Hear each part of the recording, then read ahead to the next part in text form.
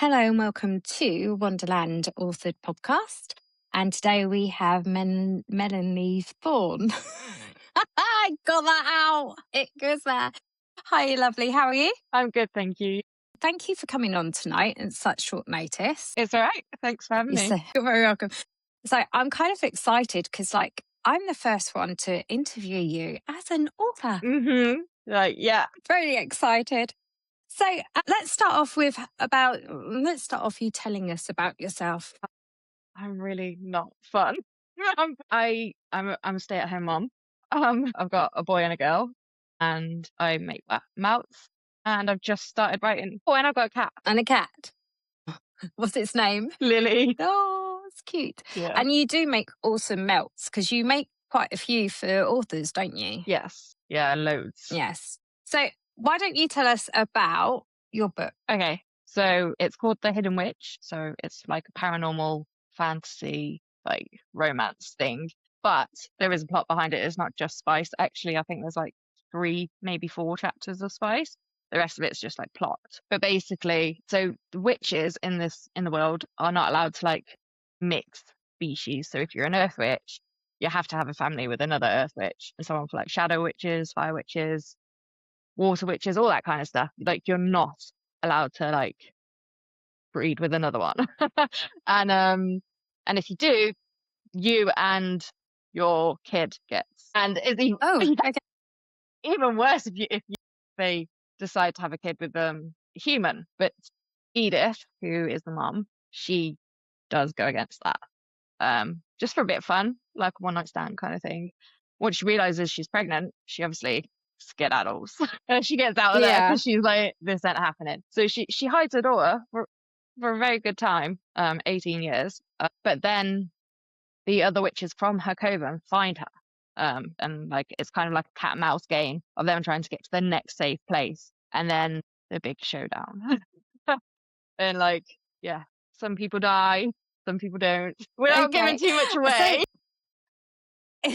So how did it come about, you like picking up a pen and writing it? How did it start? What made you do it? I have weird dreams. And like I'll be like, wake up and I'll be like, excuse me. I'll be like, that's a really good idea for a book. So I'll write it down. And then this was like the 6th idea. And it just like the dream kept happening. Every time I fell asleep, it just kept happening. So I was like, well, I better write it down and see where it's going, because otherwise it's not going to get out of my head. And that's what I did. Yeah, I ended up into 37 chapters. 37 chapters. Wow. From a dream. That's quite cool, though. That's quite cool. I know you're not the only author that uses their dreams to write books. So there is other authors that do that. I didn't know that. Did you not? So Sharon Jackson, she writes, like, her dreams inspire a lot of her books. No way. I've actually given her a nightmare idea before. I've woken up and been like, take this nightmare. I'm like, this is a scary idea. So you're not the only one? No way.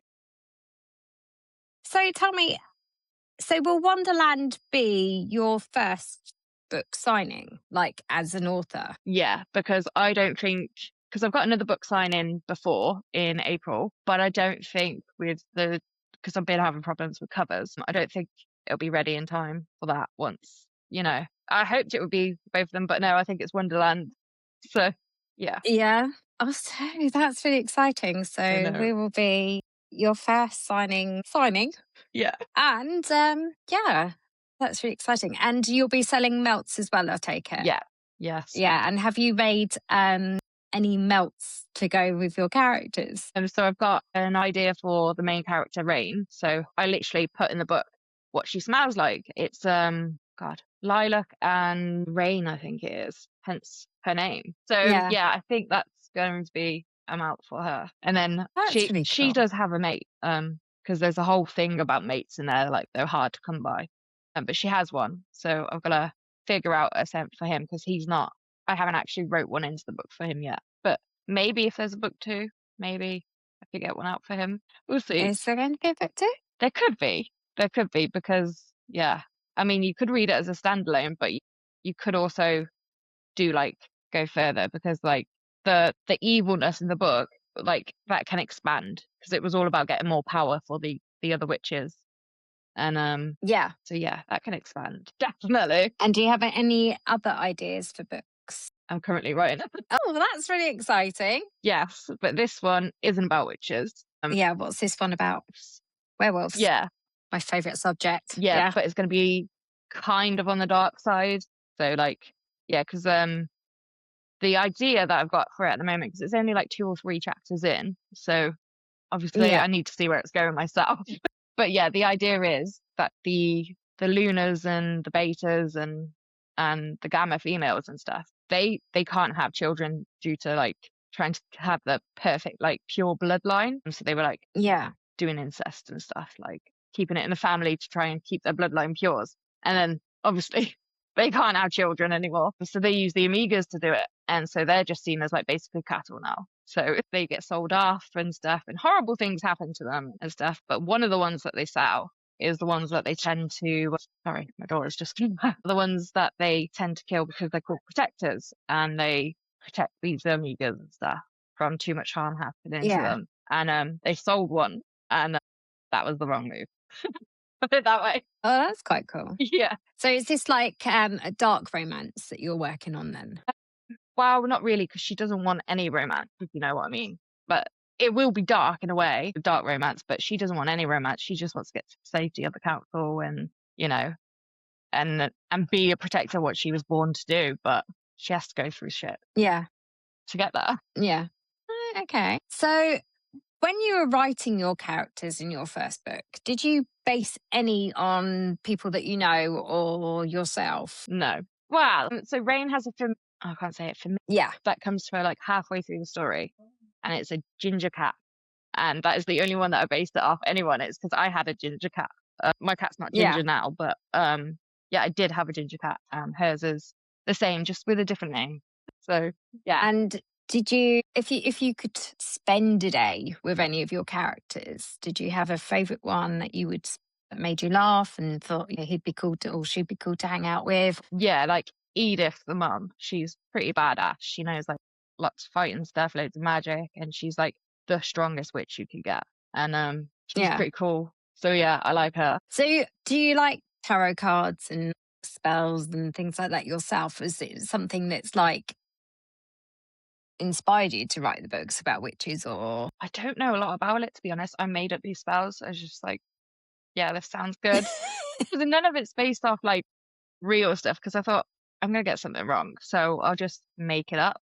And Yeah. so it's all made up. But yeah, I do like tarot cards.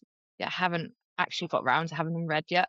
Yeah. So it's not something you dabble in yourself, No. then it is just fantasy for like completely fantasy. Literally. Yeah. It just stemmed from a dream. So what other signings are you doing this year apart from like Wonderland as an author? So I'm going to obviously Pacify, but like I said, I don't think the book will be out then. And then I'm going to be joining Kimber Stone at Book Babes, I think it's called. Yes, in November. Yes. And I'll be her PA, and she sells she's got a whole range of my mouth stuff. So they'll be on the table there. I'm not sure if I'll be taking the book yet. I might. I haven't discussed it with her I think yet. you should. I think you should.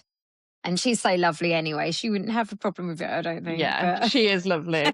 So do you think you might have the second book out for Wonderland? Or do you think... Oh, I could do, but yeah, I'll try. I mean, how many months away is that? 4 months. Yeah, I'll give it a good go. Why not? Yeah. I mean, how long did it take you to write your first one? Because it was quite quick, wasn't it? Yeah, it was like 12 days. Yeah. how many words was that? Over 50K. Yeah. But yeah, my partner was just like, how long are you going to stay on the laptop? I was like, I need to get this out. I need to get it out of my head. Yeah. Bless. That's really cool. So I think possibly you could definitely probably get Hopefully. 2 out, couldn't you? No pressure. Yeah. No pressure at all.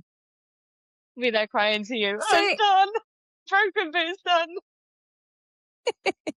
Yeah, I'm very broken. It was your fault. You pressured me into it. So what authors are you inspired by? What, like big authors or indie authors? Authors, big, huge, or indie, whatever you got. Okay, well, obviously the like you, Anna Lee, and Kimberstone, because you're all amazing. And you just do it. You're all like, yeah, go for it. And I was just like, oh, I'm not sure I'm that great. But you're like, just go for it. That's finally the same thing. But yeah, the big authors that I like, Rebecca Yarros with her dragons in Fourth Wing. Love it. Yes. Oh, I love her books. Yes. I'm literally, I mean, I have them in paperback, I have them in hard copy, and then Waterstone brought out Yeah, I saw the other them. set, and I was like, got to have them as well. So Rob was very lovely and bought them for me. Tried that one on Tom, and he was just like, Yeah. we'll see. But I've already told him I need another copy because I need to annotate them because, like, you know, there's so much things. I keep re-listening to the audiobooks and then rereading them, and I find so much more things, and I'm like, Yeah, yeah. I'm thinking about re-listening to them myself. But I'm also excited because Sarah J. Maas has just announced the Avatar yeah. 6 and 7. So I've already pre-ordered.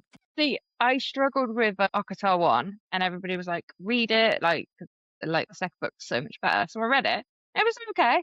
And then the second book, I don't know if it's because I just had an operation or whatever. I just couldn't get into it. So I'm gonna retry that again at the end of the year. Yeah. But I've got them all Okay. so far, apart from the new ones coming out, obviously.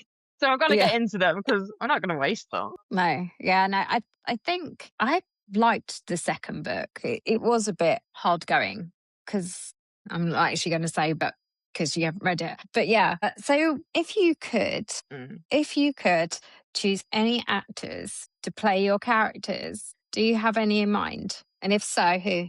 To play mine. Do you know what? I really like Mackenzie Foy for Rain, but she'd have to dye her hair and, you know, all that kind of stuff. There's wigs, honey. She can wear a wig. Yeah, she can wear a wig. It's fine. It's She fine. can wear a wig. And there's a really old male character that I kind of loosely based him off, but I changed his hair color and his beard color because I didn't want notice. But in my head, he was Jared Butler Yeah. because Okay. he's just badass. I love him. Keith. That's his name, Keith. Keith. Oh, bless. Right. Well, thank you very much for coming on and telling us about your new book, your first book. Excited. I'm so excited. I am very excited. Yeah, and I'm really looking forward to seeing you again, obviously in Wonderland. Yes, I can't wait. So thank you so much for coming tonight and filling in at last minute for me. It's okay. Thank you for And I having me. will see you. Yeah, I will see you at 8 o'clock. Yes, on the other side, I can have another drink and yeah, I'll see you soon. See you soon. Bye.